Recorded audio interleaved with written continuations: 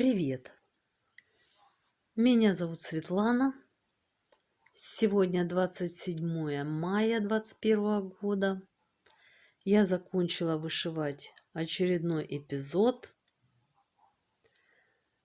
Полотно все вышито. В общем, надо переходить на следующую, так сказать, страницу. Перематывать нужно канву. И вот хочу его, винодела монаха, зафиксировать, как он выглядит на сегодня. Ну и через момент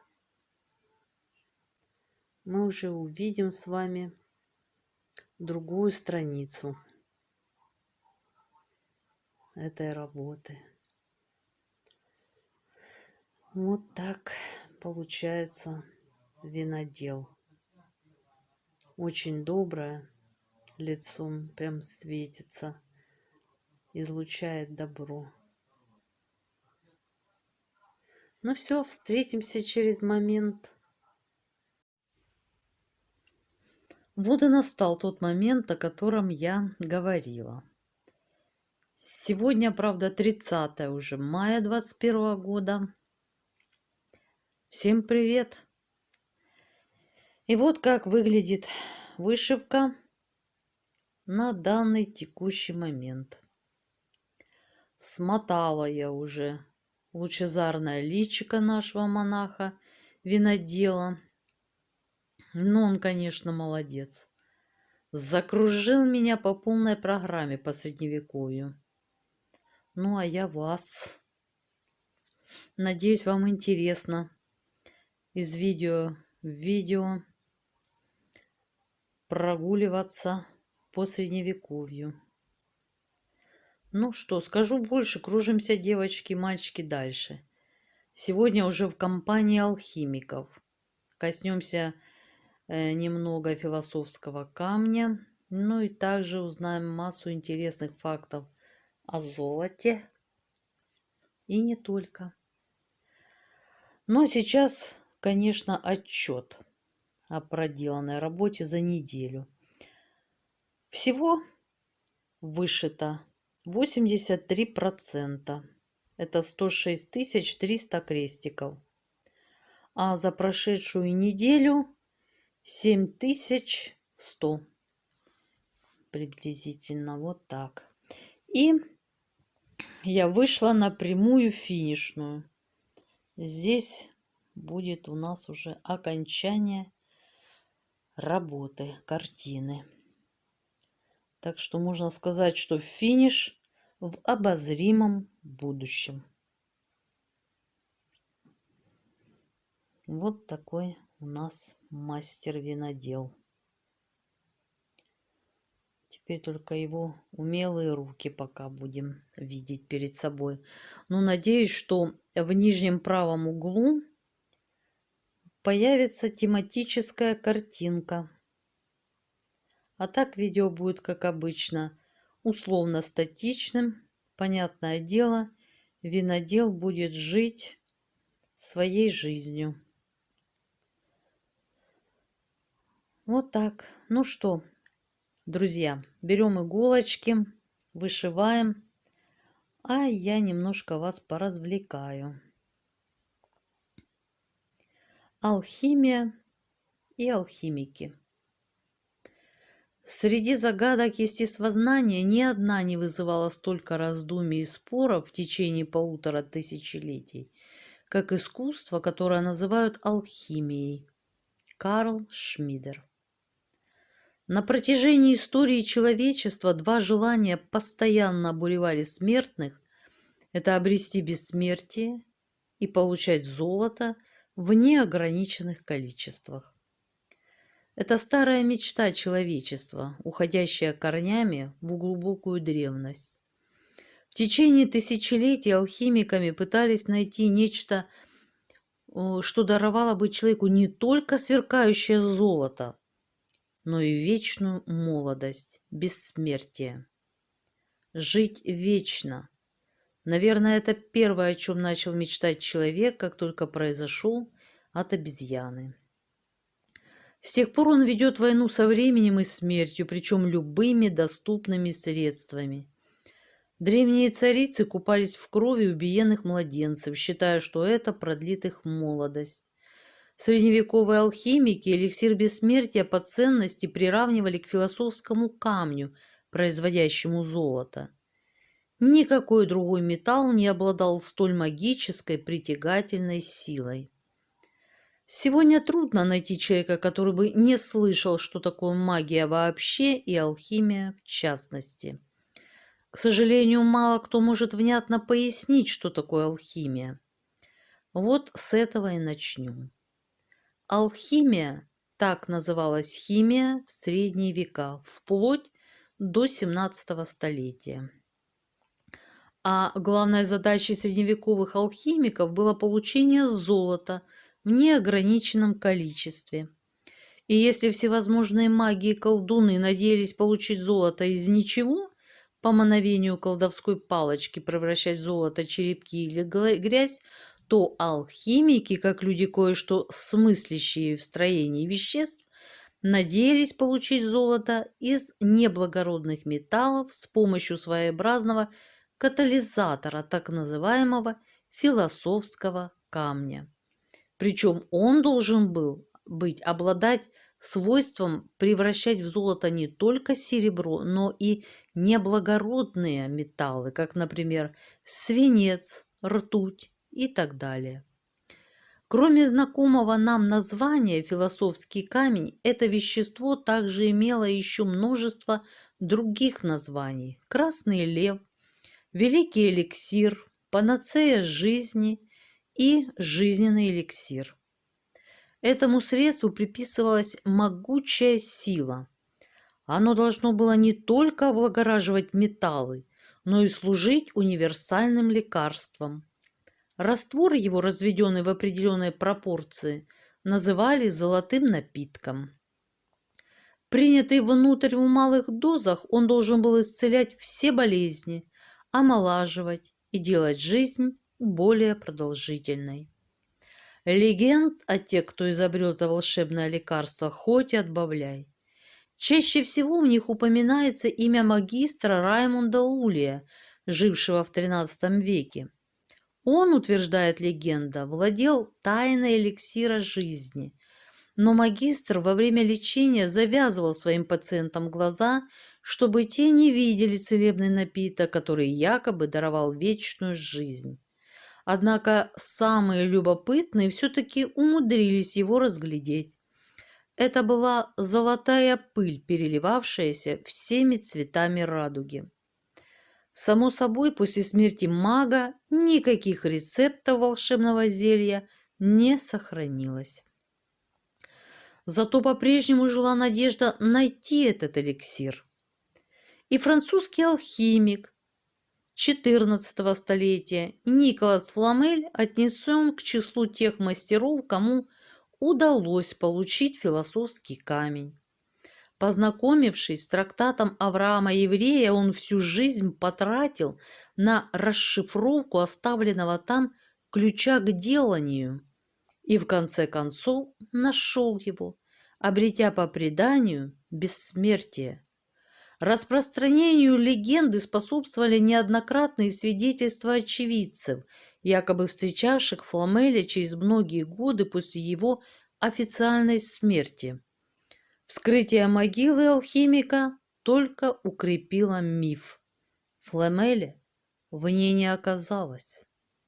Другое таинственное средство алхимиков, уже второстепенное по своим свойствам, носило название белого льва.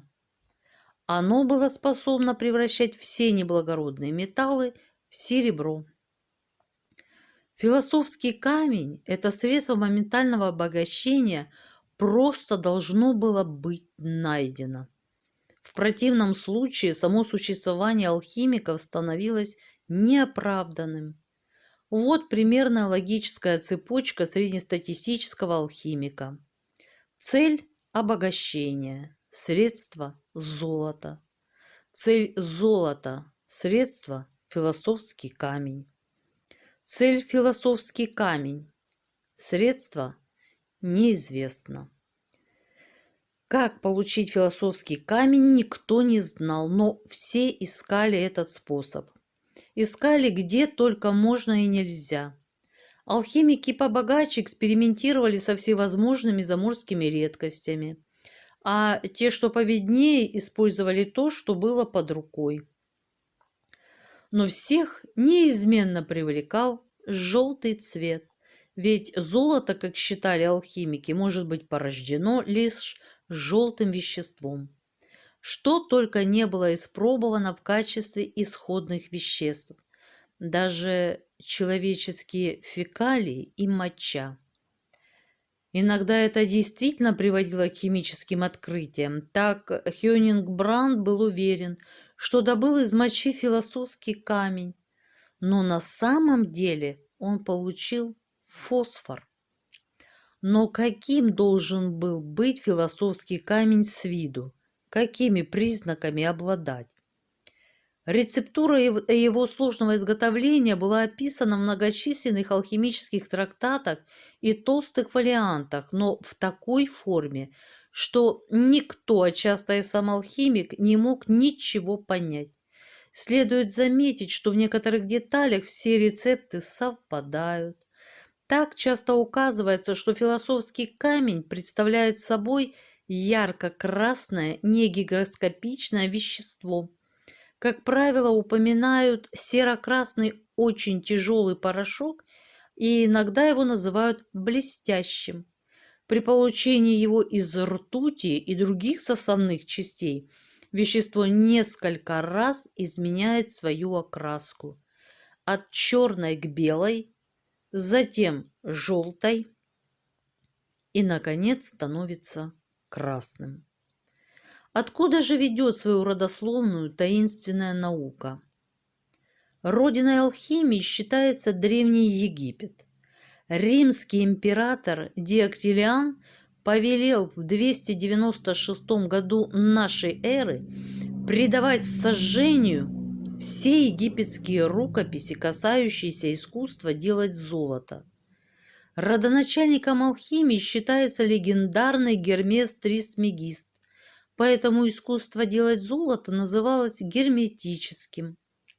Греки стали учителями арабов, с любовью взлелеявших алхимию. Арабы не только дали этой науке то имя, под которым мы ее знаем и теперь, но и практически определили путь ее развития. В конце 13-го, в конце 8-го, начале 9-го столетия металлы считались веществами, меняющими свою природу. Полагалось, что все они состоят из меркурия, ртути, и серы, а потому к ним можно прибавить то, чего у них недостает, и отнять то, что находится в избытке. Запад воспринял алхимию от арабов в X или XI столетии. Арабская алхимия стала связующим звеном между средневековой и античной традициями. Мудрость греков пришла в Европу именно из арабских сочинений. Итак, в Европе широкий интерес к алхимии возник на рубеже XI-XII веков, и вскоре началась алхимическая лихорадка. В средние века развитие алхимии получило огромный толчок. Во-первых, из-за увеличения спроса на благородные металлы, вызванного ростом населения и связанного с этим расширения торгового обмена. И, во-вторых, из-за снижения продуктивности старых золотоносных месторождений. Раймонд Лулли, известнейший алхимик XIII-XIV столетий, родился в 1235 году, умер в 1315. Был, как говорят, автором 500 сочинений, главным образом алхимического содержания. Его долгая жизнь, по свидетельству современников, была доказательством того, что он таким нашел пресловутый эликсир бессмертия. Лулли служил королю Эдуарду I, который царствовал до 1307 года. Король смог привлечь Лулия обещаниями начать кампанию против неверных турок. В результате Лулий заключил своего рода договор с английской короной. Алхимик обязался изготовить 60 тысяч фунтов золота из ртути, олова и свинца, которое будет лучшего качества, чем золото из рудников. На это золото должны были быть снаряжены корабли и оплачены воины для священной войны против неверных. В честь победы на море над французами в 1340 году английский король Эдуард III повелел чеканить специальные золотые монеты, так называемые нобли. Монеты эти якобы были изготовлены из золота Раймунда Лулия, хотя известно, что Эдуард III собирал на это средства путем повышения налогов и наложения долговых обязательств. Не стеснялся он и конфисковывать золотые предметы из церквей и монастырей. Но все же золотых монет отчеканили очень много. Особенно если учесть, что Англия в те времена практически не вела морской торговли и не обладала ни колониями, ни золотыми рудниками, а товары Ганзы обычно оплачивала оловом. Оракулом алхимиков XV столетия, да и последующего времени, является бенедиктинец Василий Валентин, который может считаться наиболее выдающимся алхимиком Средневековья и вообще последним ученым, посвятившим себя полностью алхимии. Уже Парацельса нельзя причислить к типичным алхимикам, так как он ясно говорит, что истинная цель науки не отыскивание способов делать золото, а приготовление лекарств. Вообще далеко не все властимущие относились к алхимическому искусству с безоглядным доверием. Например, когда алхимик и поэт Аугурелли преподнес папе Льву X поэму, в которой изложил, как он утверждал, известные ему способы добывания алхимическим путем золота, то в награду получил пустой мешок, весьма необходимый, по мнению папы, предмет для того, чтобы кто владеет таким искусным искусством. С XVI века среди алхимиков уже нет единства, и от ученых, еще не вполне расставшихся с несбыточными алхимическими мечтаниями, отделяется многочисленный класс авантюристов, по большей части странствующих. Трансмутация или превращение неблагородных металлов в золото, а в особенности ртути в золото, была наиболее эффектным фокусом, изобретенным еще на заре алхимии. Фокус может быть объяснен известным теперь любому школьнику фактом, суть которого заключается в почти мгновенном растворении золота в ртути без изменения характерного серебристого цвета последней. Из полученной таким образом амальгамы после испарения ртути получалось золото. Остальное же было делом ловкости рук, психологической обработки зрителей, готовых к восприятию чуда, и наглости. При этом авантюрист подвергался страшному риску, ведь алхимика, увлеченного в мошенничестве, ждала неминуемая и жуткая смерть. Порой алхимики использовали деревянные палочки с выдолбленными там скрытыми отверстиями, где прятали золотой порошок. Тайничок маскировался воском. Этой палочкой размешивали нагревающуюся ртуть. В процессе помешивания палочка полностью сгорала. Следы мошенничества таким образом полностью заметались. В ртути же после этого содержалось нужное количество золота. В общем, без хорошего знания химии хорошим алхимиком стать было нельзя. Жертвой алхимических обманов были главным образом знать и владетельные князья, К тому же в XV, XVI и XVII столетиях многие коронованные особы сами рьяно занимались алхимией. Так, например, интересовался алхимией английский король Генрих VI, в правление которого, благодаря стараниям целой шайки делателей золота, страна была наводнена фальшивым золотом и фальшивой монетой. Металл, игравший в этом случае роль золота, был, по всей вероятности, медной амальгамой. Подобным образом в то же время действовал и Карл VII во Франции вместе с известным Жаком Лекером. Даже женщины считались адептами алхимии. А чаще других жертвами обмана становились, пожалуй, правители небольших средневековых государств и княжеств Центральной Европы. Среди них император Рудольф II, курфюрст Август Саксонский, курфюрст Бранденбургский. Император Рудольф II 1576-1612 года был меценатом странствующих алхимиков, и его резиденция представляла центр алхимической науки того времени. После смерти императора осталось 84 центнера золота и 60 центнеров серебра в виде слитков. Таинственную жидкость, находившуюся там же, сочли изготовленной из философского камня.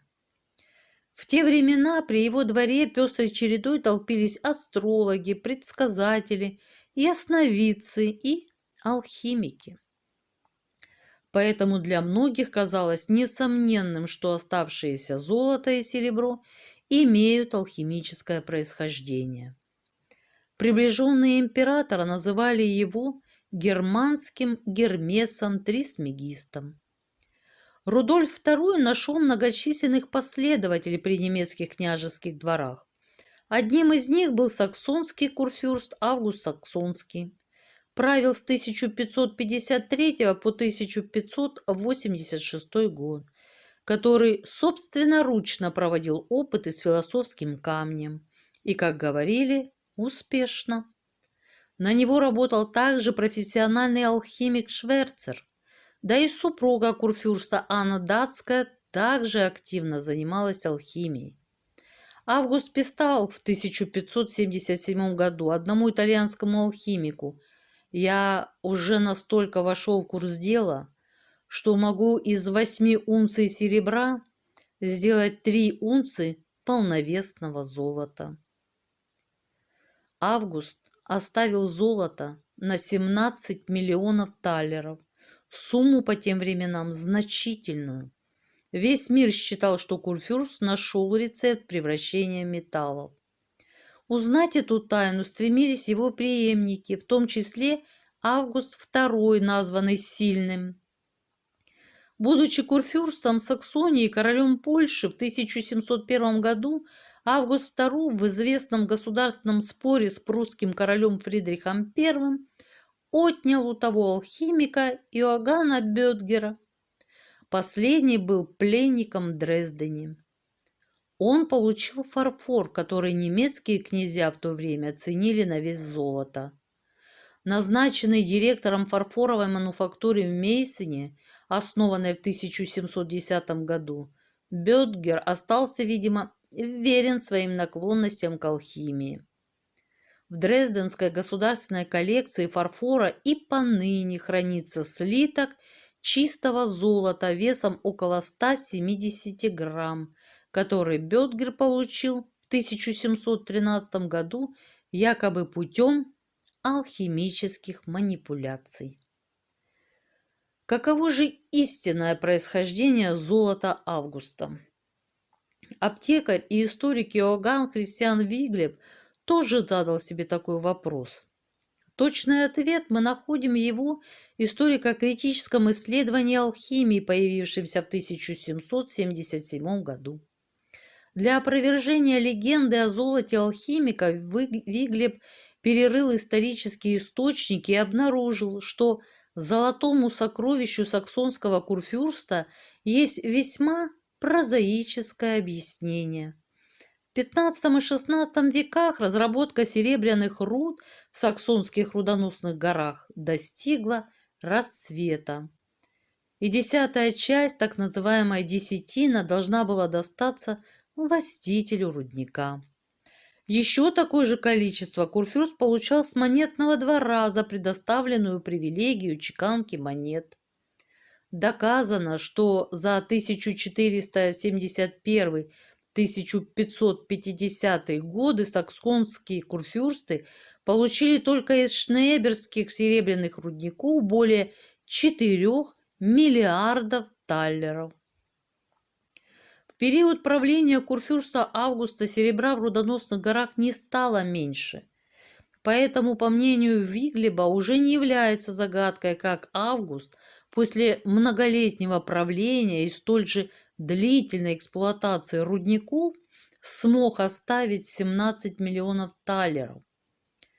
Можно удивляться, что он не оставил больше. Судьба незадачливых алхимиков, искавших для своих занятий богатых покровителей, была, как правило, печальной. Герцог Вюртембергский, потратив безрезультатно на алхимика Генадера 60 тысяч ливров, повесил его на позолоченной виселице. Также поступил со своим алхимиком марграф Байрейцкий, да еще приказал прибить к виселице дощечку с надписью: «Когда-то я умел делать ртуть более постоянной, а теперь меня самого сделали более постоянным». В 1709 году угодил на виселицу неаполитанец Каэтано, называвший себя графом Руджера. Впрочем, не все великие мира сего были так доверчивы, хотя, конечно, не меньше других жаждали золота. Иной правитель не спешил раскошеливаться в ответ на жаркие уверения алхимика, что тот сумеет озолотить своего благодетеля, а сразу напрямик спрашивал: «Умеешь ли делать фальшивую монету?» Иногда правителя это тоже устраивало. Вокруг алхимии вообще развелось множество мошенников. Напуская астрологического, мистического и религиозного тумана, они активно пытались получить свой кусок пирога. Бесплодные попытки алхимиков превратить неблагородные металлы в золото и серебро, откровенное мошенничество разного рода авантюристов и шарлатанов привели в конце концов к тому, что это занятие уже в средние века воспринималось как искусство, основанное на обмане. При нынешнем состоянии химии, когда металлы рассматриваются как элементы, то есть как химически простые вещества, получить золото возможно только из соединений, содержащих золото. Если бы даже и оказалось, что металлы можно разложить, то и в таком случае с уверенностью можно сказать, что пути для этого должны быть совершенно отличны от тех, которым следовали алхимики. До сих пор еще ни разу не удалось получить золото из неблагородных металлов, хотя в это твердо верили в средние века. Но как бы ни была химерна преследуемой алхимиками цель, своими опытами они принесли существенную пользу химии. Алхимики положили начало этой науке. Итак, главная идея алхимии – трансмутация, превращение одного вещества в другое. Хотя превратить свинец в золото древним ученым не удалось, в ходе своих многочисленных экспериментов они случайно получили немало полезных веществ и материалов, которыми мы пользуемся до сих пор. Фосфор. Известно, что гамбургский алхимик-любитель Клиник Бранд создал фосфорицирующее вещество случайно, выпаривая урину. Для получения этой жидкости Бранд собрал в солдатских казармах несколько бочек мочи и медленно ее выпарил до получения сиропообразного вещества. Полученную субстанцию ученый дважды очистил с помощью дистилляции и прокалил с песком и углем без доступа воздуха. В результате Бранд получил белую пыль, светящуюся в темноте. Европейский фарфор. Белое золото, фарфор, впервые был создан в Китае. Долгое время воссоздать этот удивительный материал не удавалось никому. Лишь спустя 1000 лет в небольшом немецком городке Мейсене беглый алхимик Иоганн Бёдгер изготовил первые европейские фарфоровые изделия, ныне известные как мейсеновский фарфор. Порох. Твердую взрывчатую смесь из измельченных кусочков угля, серы и селитры китайский алхимик Сунь Цимяо создал в VII веке. Нагревая ее в тигле, он получил сильную вспышку пламени. Нашатырь. Современное название хлорид аммония. Открыли его еще в Древнем Египте, и арабские алхимики придумали название Нушадыр. 5. Мышьяк. Доподлинно неизвестно, когда был впервые получен чистый металлический мышьяк, но открытие приписывают алхимику Альберту Великому. Относится к 5 алхимическим элементам, открытым в средние века. Царская водка. Раствор нашатыря в азотной кислоте, способный растворять царя металлов золота, получил итальянский алхимик Бонавентура в 1270 году. Впрочем, корни алхимии можно найти в самых неожиданных на первый взгляд местах. Например, в йоге. Известно, что йоги стояли на голове не для оздоровления, а для вечной жизни. Что касается философского камня, то он, с точки зрения современных людей, был найден неким Бернардо из Тревизо, который в XV веке сформулировал секрет спокойной жизни. Человек должен довольствоваться тем, что у него есть.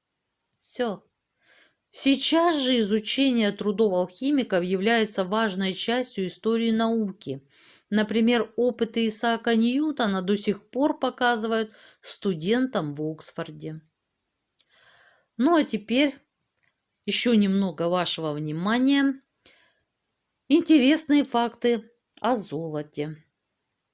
Русское слово «золото» фактически является измененной формой прилагательного «желтый».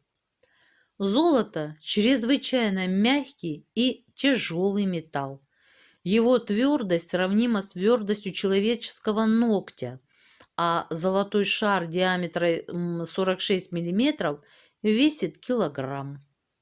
Золото настолько пластично, что из него можно выковать полупрозрачные листы толщиной всего в 100 нанометров или нити для шитья. Органические соединения золота используют в медицине для лечения многих тяжелых заболеваний, например, ревматоидного артрита. Ученые считают, что золото и остальные металлы тяжелее железа возникли в результате разрушения нейтронных звезд. С момента обнаружения золота и до наших дней люди добыли около 161 тысячи тонн этого металла. Рыночная стоимость всего этого богатства сейчас составляет 9-10 триллионов долларов. Россия занимает лидирующее положение в мире по добыче рассыпного золота.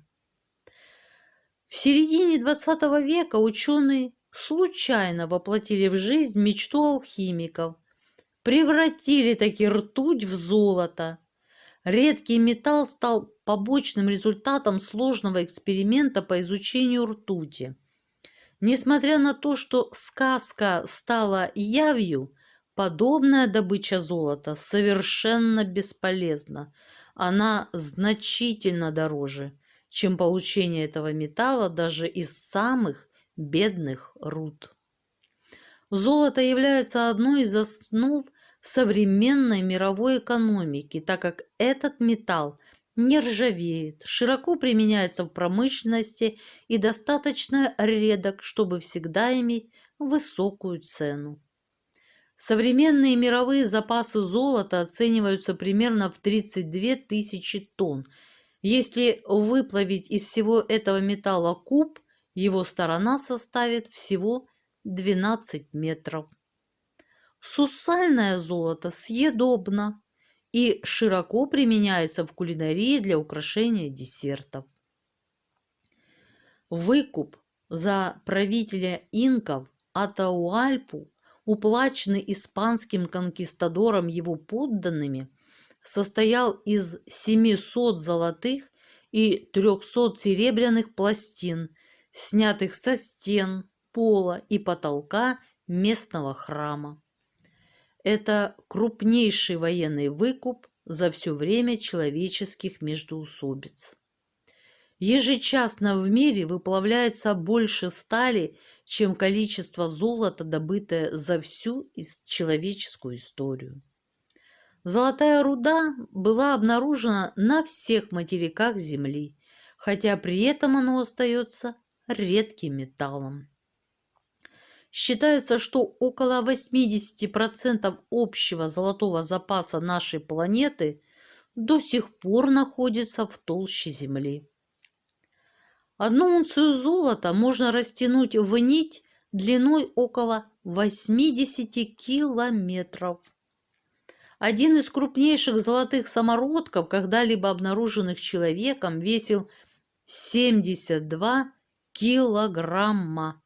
Он лежал почти на поверхности земли и получил название «Здравствуй, незнакомец». Золото не вызывает аллергии, поэтому золотые украшения могут носить даже люди с чрезвычайно чувствительной кожей. Золотые олимпийские медали давно перестали делать из золота, хотя первоначально их действительно отливали из драгоценного металла. Сейчас же на золотое покрытие медалей из других металлов тратится всего 6 граммов золота. Еще 1200 лет назад египтяне отделяли золотые крупицы от песка с мокрого дна при помощи нестриженной овчины. Вероятно, именно так возник известный миф о золотом руне. Упоминания о золоте встречаются в Библии минимум 4 сотни раз. Древние греки считали золото смесью воды и солнечных лучей. Инки – слезами бога солнца и его даром людям. А древние египтяне – кожей бога Ра. И последнее на сегодня. Первая в мире монета из сплава золота и серебра была отчеканена лидийцами в 560 году до нашей эры. Вот так мы с вами сегодня покружились с алхимиками. Вот так нас покружил сегодня с вами монах-винодел. Я уже к концу начала уже заговариваться. Девочки, пишите комментарии. Интересно вам? Или как? Может, нам уже тему пора сменить. Вот, потому что очень много интересного еще есть, чем хочется с вами поделиться. Но важно понимать, интересно ли вам это. Так что жду контакта от вас в комментариях. Ну, а на сегодня все. Всем желаю мира, здоровья, добра и до новых встреч. Пока-пока. Да, подписывайтесь, пожалуйста. Ставьте на всякий случай лайки. Мне тоже будет очень приятно. Все, теперь точно. Пока-пока.